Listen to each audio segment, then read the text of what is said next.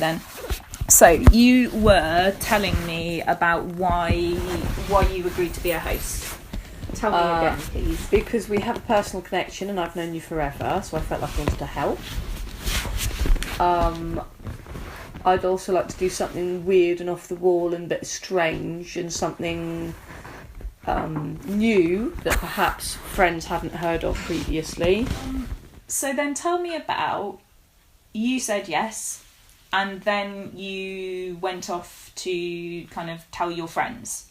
Yes. Tell me about that bit of the experience. Because of the convenience of the modern world in which we live, I just set up a Facebook page, an event, you know what I mean? Yeah.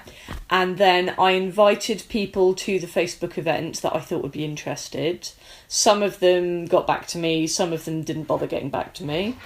I then sort of forgot about it because I have a full-time ridiculous job. Yeah.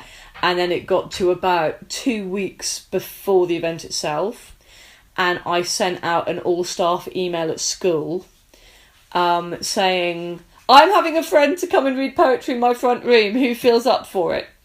To which I got not a single reply, and at that point I had to go and ask somebody if they'd received this email and had it actually been sent.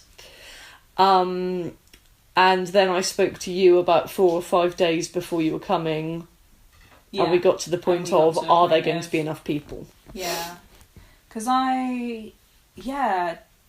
tell me about the conversation with the teacher when you said, did you get the email? She said, wasn't it something weird about poetry? And I said, yes. She said, oh, I'm really sorry, I can't come, I have children. And then ran away down the corridor. So the Facebook group, because you added me to the Facebook group. Because I thought it would be interesting for you to be able to see and monitor the run-up. But something that's interesting that I'm reflecting on is that I didn't say anything on the Facebook group. I kind of kept it off. Yeah. Very much in my head I was like, that's kind of Steph, not me. Which is interesting because then when we cancelled, I took over a bit and was like, why don't I go onto the Facebook group and say hello to people and explain why I'm cancelling? I wonder if I would have had more of a response and more of a turnout had I physically handed things to people, like a postcard that said, I am hosting this event on this date at this time, I'd love to see you there.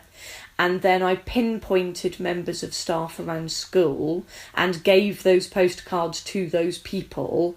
I think I would have had more of a response. I can think of at least 3 TAs who will have seen that email I sent at school and who will have just deleted it immediately because that's their life. Whereas had I seen them in the staff room and physically handed them that postcard, I think maybe they would have been here yesterday.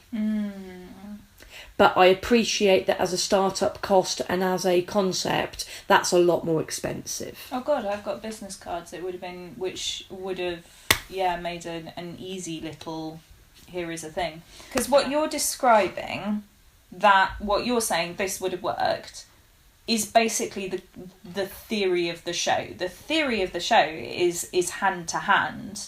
It is, I know you. Personal contact. And I am kind of using you. I have contacted all of the people I can reach, but then who do you know? That person also has that extra kind of span of people who they can reach. And what you're describing, that hand to hand, is exactly kind of what I'm doing with the show.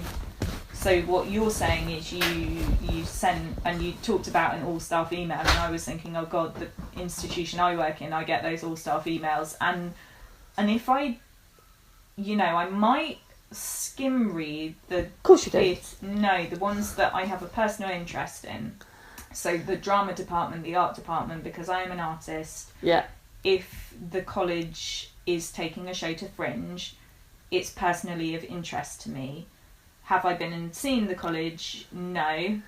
If one of my kids was in it, I'd be much more likely to. Yeah. So that's interesting. The other thing I was thinking is interesting as you were talking was that you are a much more analogue person than I am. Yes. I am a very digital person. Because I'm quite old-fashioned when it comes to this stuff. And therefore probably are the people that I know. And it's really one of the things that I did in between us having the conversation about audience numbers being low. I went off and researched. I said, I wonder if there's like local poets. I wonder if I can kind of tap into those kinds of connections in order to generate an audience. And I started getting ready to introduce myself. I was kind of typing up a hello. Okay. There were no writing groups, there were no book groups, there were no performance groups. Doesn't surprise me. Those were my kind of first, here's the kind of strong correlation. So then I started looking at women's networking groups.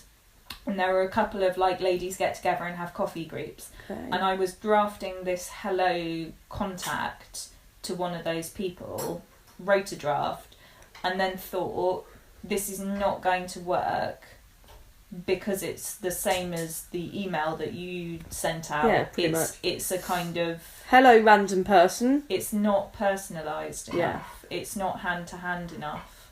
So then I went to my social media channels and just put the word out and said, I'm about to have a non-audience in Bracknell. Does anyone know anyone in Bracknell? Can anyone help? Did you get any response at all? Yes. Oh, so on Twitter, somebody did a retweet, which, as I've talked about, is really useful because they can't help. They're not like, yes, here is a person, but they're signal boosting, and signal boosting just makes such a huge difference because like it does the thing, more people see it.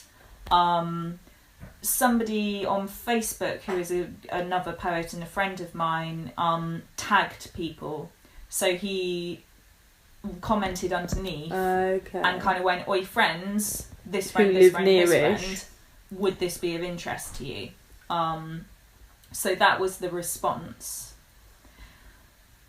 Yeah, something that I'm going to be writing about, something that I thought as I was poking around in Bracknell, was I was thinking it's that wrong kind of ask that actually...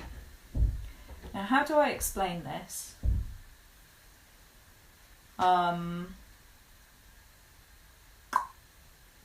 Because it's to do with community, this way of working. When I was thinking, where can I find help with this problem, what it made me realise was that I am not well enough connected to a community. I'm not enough, there isn't a village. And that is specifically what I was thinking was I am going outside the kind of poetry world. Yeah. So if I were more of a kind of participant in the poetry world, there would now be more help available to me when I need it. Like I tend to retreat and isolate myself a little bit. Yeah. Which has had the fun effect that like when I'm saying please help, I'm kind of saying it to silence. I'm not saying it to a bunch of people who are like, oh, there's Rachel and she needs help and I know her. Yeah. It is community, isn't it? That's a community thing. Yeah. No, I see what you're saying. Yeah.